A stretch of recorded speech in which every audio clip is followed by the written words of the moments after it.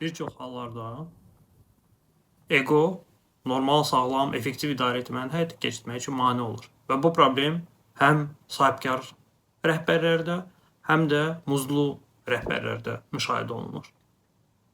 Misal üçün biz deyirik ki, böyümək üçün, inkişaf eləmək üçün mütləq delegasiya eləmək lazımdır. Yəni səlahiyyətləri ötürmək lazımdır. Daha qlobal məsələlərlə məşğul olmaq lazımdır. Amma səlahiyyəti ötürən rəhbər daxilində bir qısqanclıq hissi keçirir. O görür ki, bundan əvvəl onun iştirakı ilə həll olunan məsələlər onsuz həll olunur. Bəli, o bir tərəfdən daha bu vaxtı əmələ gəlir, başqa daha qlobal məsələlərlə məşğul olmağa başlayır. Amma o bir tərəfindən də o görür ki, qabaq bu məsələnin hesabatını mənə verirdilər, bu məsələyə həmişə mən müdaxilə edim, indi o mənsiz həyata keçirir.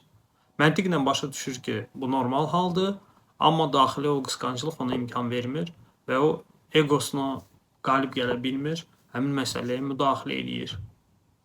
Və yaxud da komandasına daha güclü əməkdaş cəlb eləyir, bu xüsusən sahibkarlara aiddir və daha çox qazanmağa başlayır, daha effektiv biznesi olur, amma o həmin əməkdaşa qısqanır, həmin əməkdaşı sıxmağa başlayır və müəyyən müddətdən sonra əməkdaş ayrılır.